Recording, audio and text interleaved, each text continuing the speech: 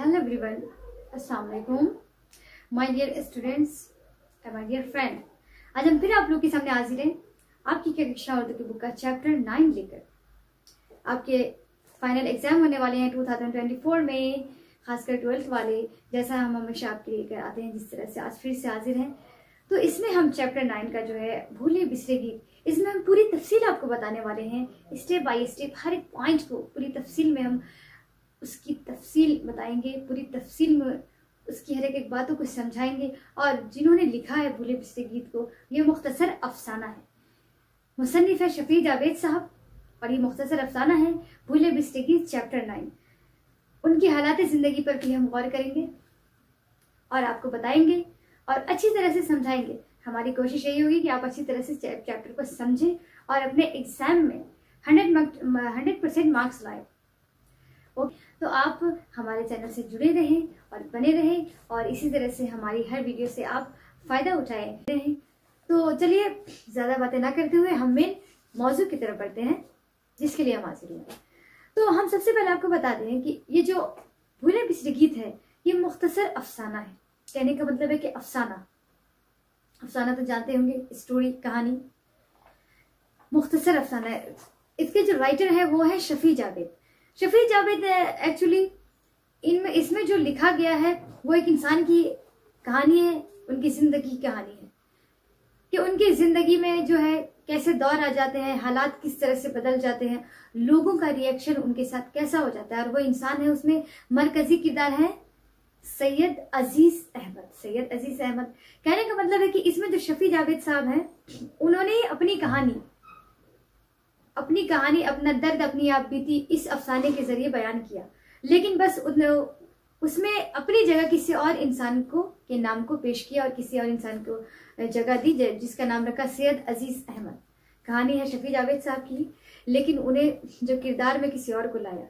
Okay, तो हम पहले थोड़ा मुख्तसर में जान लें, हम बाद में हम पूरी तफसील बताएंगे कि इसमें जो है सैयद अजीज अहमद साहब बहुत बड़े ओहदे पर फायज होते हैं, डायरेक्टर के। वो जर्नलिस्ट रहते हैं, ठीक है, डायरेक्टरी करते हैं। और अचानक से उनके ओहदे, मतलब अचानक से नहीं, जब उनका वक्त पूरा हो जाता है, तो उसके बाद उनको सुबकदोश हो जाते हैं, उस ओहदे से, उस पोस्ट से रिटायर हो जाते हैं। और नतीजा ये निकलता है कि धीरे धीरे जब वो रिटायर हो जाते हैं तो एक कलील सी आमदनी पेंशन उनको मिलती है, रिटायरमेंट, जिनसे उनके घर का गुजारा चलता है, उनकी बीवी और उनके बच्चे और उनके खुद का खाना खर्च और मुश्किल से दवा वगैरह का खर्च। और जिंदगी अचानक से यूं बदल जाती है कि उन्हें खुद यकीन नहीं आता है कि वो वक्त कौन सा था जो पहले मैं जीता था, और ये वक्त जो मैं जी रहा हूँ ये किस तरह का है, और ये हालात कैसे हो गए हैं। एक जमाने में लोग उनके कदमों में झुका करते थे, उनके नाम लेने वालों की कमी नहीं थी। वो एक डायरेक्टर के नाम से मशहूर थे, सैयद अजीज अहमद। लेकिन वो धीरे धीरे करते करते लोग, जब उनसे उनका ओहदा चला गया, उनकी शोहरत चली गई, उनकी दौलत चली गई, तो लोगों का नजरिया भी बदल गया। तो उन्हें जिंदगी की सच्चाई मालूम हुई उस वक्त, और हालात जिस तरह के बन गए कि जिंदगी क्या है और जिंदगी की हकीकत क्या है। रिश्तों में किस तरह से खोखलापन आ जाता है जब आपके पास से सारी चीजें चली जाती है। तो रिश्तेदारों का भी नजरिया बदल जाता है। रिश्ते जो होते हैं अपने आपके पास अपने, वो भी धीरे धीरे आपके पास से जाने लगते हैं। सबके रहते हुए भी आप खुद को बहुत तन्हा और अकेला महसूस करते। तो सैयद अजीज अहमद भी बहुत ज्यादा खुद को तन्हा और अकेला महसूस कर रहे थे उस वक्त। हुआ है कि उनकी जो डायरेक्टर का जो ओहदा था, उनका जो पोस्ट था, वो छीन गया, मतलब कि छीन गया एक तरह से। वो सुबकदोश हो गए। और फिर हुआ ये कि उनके पास जो उनकी शोहरत थी वो भी चली गई। उनके नाम लेने वाले जो डायरेक्टर के नाम से कभी जानते थे, और उनके दोस्त अहबाब, सब लोग जो उनकी खूब इज्जत किया करते थे, कदमों में झुका करते थे, कोई नाम लेने वालों की कमी नहीं थी। उनकी दौलत थी, उनके पास शोहरत थी, हर चीज थी, किसी के भी नहीं थी। और रिटायर होने के बाद उनके पास कुछ भी नहीं बचा था। लोगों का रिएक्शन बदल गया था। लोगों के लिए बस वो धीरे धीरे, कहते हैं ना कि धीरे धीरे, जब एक डायरेक्टर थे, डायरेक्टर से वो बने सैयद अजीज अहमद से भी उनका जो नाम लेने वाले कुछ लोग थे, वो भी भूल गए कि सैयद अजीज अहमद नाम के कोई शख्स भी है। अब धीरे धीरे वो गांव अगर मोहल्लों के लिए वो चाचा बनकर रह गए थे। उन्हें घर के बाहर एक नेम प्लेट लगवा चुकी थी, उन पर बस लिखाया था सैयद अजीज अहमद। तो सैयद अजीज अहमद जब भी तन्हाई में बैठते थे और तो सोचा करते थे कि ये मैं हूँ, खुद को देखा करते थे और सोचते थे। और माजी की जो खूबसूरत यादें थी उनकी, जो बहुत खूबसूरत वक्त वो गुजार चुके थे, एक पुरानी फिल्मों की तरह वो अपने बंद आंखों से देखा करते थे। इस तरह के हालात बन गए थे। बीवी बच्चे सब लोग उनके पास रहते हुए भी वो अजनबी से महसूस होते थे। सबका रवैया बदल गया था। वाइफ भी कहती थी जब वो बहुत ज्यादा बीमार रहने लगे थे कि आपकी आदत खत्म हो गई है ना काम करने की, तो इसलिए आप बीमार रहने लगे हैं। आप कोई काम पकड़ ले, छोटा मोटा कोई भी काम, तो वो कहते थे अब मेरे लिए मुमकिन नहीं है कोई छोटा सा काम करना, मैं इतने बड़े ओहदे से फायज हुआ हूँ। और वो बहुत ज्यादा मतलब एक तरह से गम में जी रहे थे। तो वो कहते थे कि कब तक डायरेक्टरी का जो बोझ है, जो शान है, वो आप अपने कांधे पर लिए फिरेंगे। आप अब डायरेक्टर नहीं रहे, अब कोई भी छोटा सा काम करें। लेकिन उनके लिए मुश्किल नहीं था। ये बात फैक्ट है कि जब आप किसी बहुत बड़े ओहदे से रिटायर होते हैं तो हालात बदल जाए, लेकिन बहुत मुश्किल होता है। बहुत कम लोग हैं जो उनसे कम लेवल के काम को पसंद करते हैं और करते हैं। उनके लिए भी खासा मुश्किल था। वो बहुत कर्ब से, तकलीफ से गुजर रहे थे। और उनके जो अजीज अहबाब, अपने दोस्त अहबाब, अजीज़ो अकारिब, उनके घर के वाले, उनकी बीवी बच्चे, सब उनकी बहुत दिल आज़ारी करते थे। उनकी कोई वक़्त नहीं रह गई थी। बस एक इंसान रह गए थे घर के लिए। वो इंसान जिसको हर वक्त तंज ताने, लोगों का रवैया उनको परेशान करता रहता था और वो कुछ नहीं कर पा रहे थे, दिल महसूस कर रहे जाते। उनके जो रफीक थे और साथी हमदमे देरीना, एक बहुत पुराना दोस्त जिसको वो मानते थे, वो उनके पास एक छोटी सी रेडियो थी जो भूले बिछड़े के, तो उनसे वो सुना करते थे और उन्हीं के जरिए वो अपने दिल को बहला लिया करते थे। ऐसा लगता था कि कोई उनका दोस्त है जो उनकी दिल की बातें कह रहा है। और उनकी वो सिगरेट नोशी करते थे, सिगरेट पीते थे और वही उनके साथी थे और उनके दिल बहलाया करते थे, जिसके बिना पर उनकी तबीयत बहुत ज़्यादा ख़राब भी रहने लगी थी। जब वो डॉक्टर के पास गए, अचानक से एक दिन बहुत ज़्यादा उनकी सीरियस हालत हुई, तो डॉक्टर ने कहा कि आप कोई नशा आवर चीज़ लेते हैं? तो उन्होंने कहा नहीं, मैं तो सिगरेट पीता हूँ बस। तो कहा लाइए तो पैकेट। फिर डॉक्टर ने वो पैकेट लेकर के और खिड़की से बाहर उछाल कर फेंक दिया और कहा कि आप शुक्र मनाएं कि आपके पास वसीयत तैयार करने का वक्त है। तो वो चौंक से गए और उनके दिल में अचानक से दर्द सा उठा और एक अचानक से एक खुला पैदा हो गया उनके अंदर, एक खालीपन, यानी कि अब उनके पास वक्त ज्यादा नहीं है। उनकी बीमारी ने उनको लपेट लिया है आपस में, और वो इसलिए कि वो सिगरेट नोशी करते थे। उसके बाद वो इसी तरह से जिंदगी गुजरती रहती है। और फिर अचानक से एक दिन का वाक़या और है कि उनके पास एक दोस्त जो है, वो किसी रिश्तेदारों की शादी में जाते हैं, तो उनका एक पुराना दोस्त कोई आशना मिल जाते हैं, तो उनसे कहता है कि भाई क्या हाल है, कहाँ रहते हैं आजकल?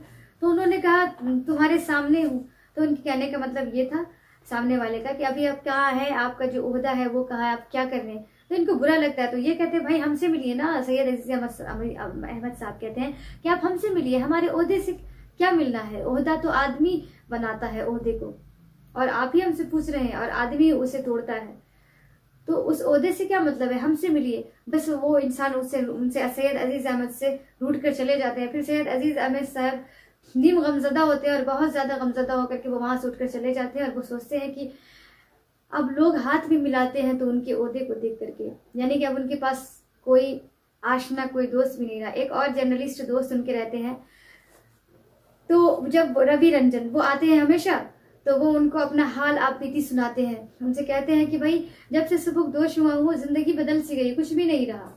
वो वाकई में उनके पास कुछ नहीं रहता है। गाड़ियां भी बिक जाती है, घर भी अपना बहुत बड़ा था वो भी बिक जाता है, सब कुछ खत्म हो जाता है, दौलत चली जाती है, शोहरत चली जाती है, वो मकाम चला जाता है, वो ओहदा चला जाता है। और धीरे धीरे जिंदगी की सच्चाई उन्हें मालूम हो जाती है कि रिश्तों में किस कदर खोखलापन होता है। आपके पास सब कुछ होता है तो आपके नाम लेवा रहते हैं, और आपके पास सब कुछ चला जाता है तो आप एक कहते हैं ना कि एक बेकार सी शय, वही वो बट कर रह गए थे। वो अपने आप को महसूस करते थे और खुद को अकेला पाते थे। और चाहे इंसान जितना भी अकेला हो, इंसान को जिंदगी के हर मोड़ पर किसी ऐसे इंसान की जरूरत जरूर पड़ती है। एक ऐसा, हर इंसान चाहता है कि एक ऐसा शफीक हो, एक ऐसा हमदर्द हो जो आपको समझे, आपके ओहदे को ना समझे, आपकी दौलत को ना समझे, आपकी शोहरत को ना समझे, बल्कि वो आपकी सिर्फ कदर करे और आपकी तकलीफों को समझे, आपकी तकलीफों में साथ दे, आपके हंसी में हंसे, आपके रोने में वो रोए। तो शफीक साहब भी वही चाहते थे। उस मौका, उस हालात में जो ऐसे बन गए थे, और उस घड़ी, उस एज में, उस वक्त उनको जरूरत थी किसी ऐसे हमदर्द की। लेकिन वो इंसान जिनसे कभी एक्सपेक्टेशन थी उनके अपने ही, उनसे उनके बीवी बच्चे रहते हुए भी वो बिल्कुल घर में एक ना अजनबी से फील करते थे, खुद को महसूस करते थे। तो इसलिए उन्होंने अपना हमदर्द और अपना शफीक और अपना गमगुसार किसको मान लिया? रेडियो को मान लिया। भूले बिसरे की जिन पर वो सुना करते थे, और सिगरेट को। तो ये सही थी उनकी कहानी। और एक उनका नवासा भी था, लॉ ऑन इंटरनेट नाम था नवासे के नाम। नवासा जो कभी टीवी देखा करते थे, तो टीवी में एक बार कुछ ऐसा सीन चल रहा था कि आतिशबाजी हो रही थी, अजीब सा हंगामा। जब उनका नवासा देख रहा होता है और जब वो जाकर के उनके बगल में बैठ जाता है और पूछते कि ये क्या चल रहा है, तो वो बिल्कुल अनसुनी कर देता है, नजरअंदाज कर देता है। फिर वो दूसरी दफा कहते हैं तो उनका नवासा बिल्कुल खामोश होकर उठकर चला जाता है। तो उनको हैरत होती है कि इससे पहले जब वो नवासे से बात करते थे तो कभी ऐसा हुआ नहीं कि नवासे ने उन्हें इस तरह से टाला। क्योंकि जब उनके पास शोहरत थी, उनके पास दौलत थी, उनके पास मकाम था, होता था, तो उनके नवासे भी उनको इज्जत दिया करते थे और कदर करते थे। लेकिन उस वक्त उनको अपने आप बहुत बेमोल लगा, बहुत तकलीफ हुई उनको, और वो बेचैनी के आलम में घुटन सा फील होने लगा ये सोच करके। तो वो जल्दी से बाहर निकल गए अपने घुटन को कम करने के लिए उस वक्त। फिर उनका नवासा आकर के फिर से टीवी देखने लगा लाउंज में, और फिर खुशी खुशी रहने लगा उसी में बैठ करके। तो उन्हें ये समझ में आ गई कि अब उनके पास कुछ भी नहीं है, कोई रिश्ता बचा नहीं है जब वो ओहदा चला गया। तो उसके बाद ये दर्द भरी एक कहानी है, एक ऐसा कर्ब है कि जब वो खुद को अकेला पाते हैं जिंदगी में, ये लिखे कि वो अफसाने कि जब वो खुद को बहुत ज्यादा अकेला पाए जिंदगी में, और अब उस मकाम पर जिंदगी की उनको सच्चाई मालूम हुई कि जिंदगी कुछ भी नहीं है, जिंदगी तो मौत का नाम है। मौत, जिंदगी, ये क्या है, हमें आना है और चले जाना है। उनको उस वक्त ये फील होता है, और वो बहुत ज्यादा इतने गमजदा होते हैं इस बात को सोच करके कि उनको कुछ भी अच्छा नहीं लगता है। यहाँ पर साफ साफ लिखा हुआ है, देखिए। और दूसरी बात यह भी कि उनका चेहरा भी मुरझा जाता है, वो वैसे नहीं रहते जैसे वो पहले रहते थे। पहले यूनिवर्सिटी के जमाने में भी, और जब उनके पास होता था, बड़ी पुरकशिश शख्सियत के मालिक हुआ करते थे, वो बड़े ही खूबसूरत लगते थे, उनके चेहरे पे बड़ी शादाबी और चार्मिंग रहती थी। लेकिन अब वो धीरे धीरे कमजोर होने लगे थे, चेहरे की वो खूबसूरती, वो चार्मिंग, वो शादाबी चली गई थी ओहदे के साथ साथ, क्योंकि उनके हालात बदल गए थे। यूं खड़े करे उन्होंने ये भी सोचा कि जिंदगी क्या है और मौत क्या, सांसों का आना और चला जाना, बस यही ना। और इतने ही दिन के लिए हिमालय से कन्याकुमारी तक आदमी दौड़ता है, हाँपता है, मारता है। मतलब उनको इस वक्त एहसास हुआ कि जिंदगी क्या है, सांस का आना और सांस का चले जाना, बस यही जिंदगी। लेकिन इन्हीं के लिए इंसान पूरी जिंदगी दौड़ता है, हाँपता है, मारता है, कितनी मेहनत करता है, घर बनाता है, अपनी जिंदगी को बनाता है, कामयाबी हासिल करता है। लेकिन उन्हें उस वक्त फील होता है कि जिंदगी तो कुछ भी नहीं है और कभी नहीं है, तो बस इतनी ही जिंदगी है। अच्छे वक्त का क्या, अभी है भी नहीं, मिनटों में तारीफ बना मिटा देता है, मिनटों में गायब कर देता है। कहने का मतलब कि उन्हें उस वक्त फील होता है कि जिंदगी कुछ भी नहीं है, मिनटों में, लम्हों में तारीख इंसान को बनाता है और मिटा देता है।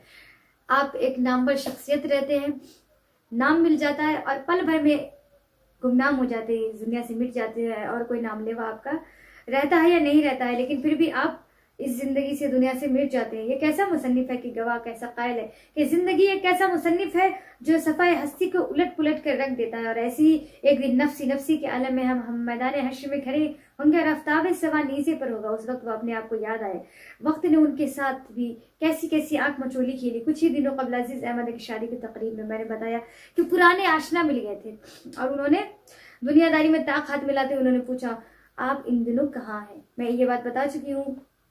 तो उन्होंने कहा कि मेरी कुर्सी की जुस्तजू क्यों है आपको?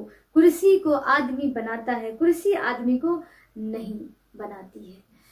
उन्होंने बहुत ही बुरा लगा, तो वो इंसान बुरा मान गए। कहा कि भाई कुर्सी जो है, ओहदा, वो इंसान उसको बनाता है, कुर्सी इंसान को नहीं बनाती, ओहदा इंसान को नहीं बनाता है। तो आप हमारी कदर कीजिए, हमसे मिलिए, हमारे ओहदे से मिलकर क्या करेंगे? मैं तो एक इंसान हूँ। तो उसके बाद ये बातें हो गई। तो इससे हमें क्या कहने को, मतलब क्या सीखने को मिला और ये मैसेज क्या देते हैं? ये मैसेज यही देते हैं कि ये जो मुसन्निफ है, इन्होंने जो लिखा है, अफसाने के मरकजी किरदार की फिक्र एहसास की दुनिया नशेब फराज की जिस शदीद तूफान से गुजरती है, उसकी फनकाराना अक्कासी अफसाना निगार की बसीरत और इजहार बयान पर उसकी कुदरत का पता देती है। कहने का मतलब है कि अफसाने के मरकजी किरदार कौन है? सैयद अजीज अहमद। उनमें कितने किरदार थे मैंने बताया। एक उनके दोस्त होते हैं रवि रंजन, एक पुराने आशना मिलते हैं जिनका नाम नहीं है, एक उनकी बीवी और एक बच्चे, उनका बेटा होता है, एक नवासा, लव ऑन इंटरनेट, अंडरस्टैंड? ये इतने सारे। और एक और किरदार आते हैं डॉक्टर, जो डॉक्टर के पास जाते हैं वो। ये इतने सारे किरदार है। मरकजी किरदार सैयद अजीज अहमद, अंडरस्टैंड? सैयद अजीज अहमद इसमें मरकजी किरदार है, जो मरकजी किरदार उन्होंने इसमें निभाया है। डायरेक्टर जनरल के ओहदे से, डायरेक्टर रहते हैं वो, ओके, और ओहदे से वो सुबकदोश हो जाते हैं। तकरीबन 10 साल हो चुके होते हैं, यानी ये जो उनके साथ होता है ये 10 साल हो चुके होते हैं, तब उन्हें ऐसा फील होता है कि सब कुछ उनके पास 10 साल पहले जो था वो अब नहीं है, ऐसा कुछ हो गया, जिंदगी हालात बदल गए। कुछ उनके पाँव भी छू लेते और कुछ एहतराम के साथ सलाम करते। जब वो जाते थे अपने महकमे में, आते जाते थे ड्यूटी पर, अपने काम पर, तो उनके पास गाड़ी थी, लोग आते जाते सलाम करते थे, कभी कभी कुछ लोग उनके पाँव भी छू लिया करते थे, लेकिन उनके पास अब ऐसा कुछ भी नहीं था।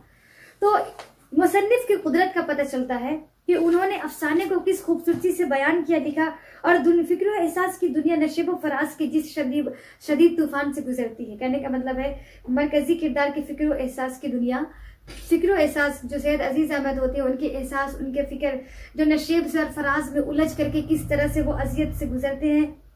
तो उनकी फनकाराना अक्कासी, अफसाना निगार की बसीरत, इज़ारो बयान पर, यानी उनकी, तो उन्होंने पूरी बातों को उजागर करके अफसाने में जो है मुसन्निफ ने, शफी जावेद साहब ने लिखा है, और उनकी कुदरत का पता मालूम हुआ कि होता है ये कि ये वाकई में लिखा है, काबिल गौर है और काबिल तारीफ है। जो जिस अंदाज से अफसाने को शफी जावेद साहब ने बयान किया है, उनकी कुदरत का पता देती है।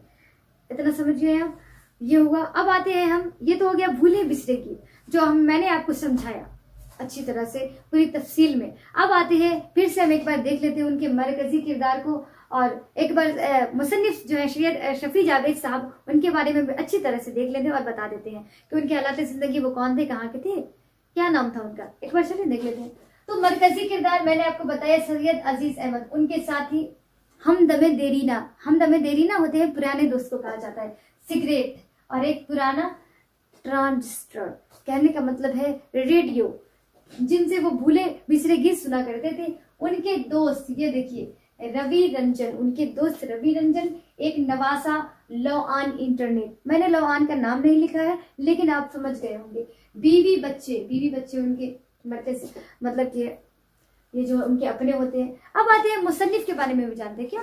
मुसन्निफ शफी जावेद साहब, पैदाइश उनकी जनवरी 1935 मुजफ्फरपुर में हुई। क्या? 4 जनवरी 1935 मुजफ्फरपुर में हुई। अब आते हैं कि सबसे पहला अफसाना उनका जो है, सबसे पहला अफसाना था मुसन्निफ का आर्ट और तंबाकू, ये था आर्ट और तंबाकू, सबसे पहला अफसाना था।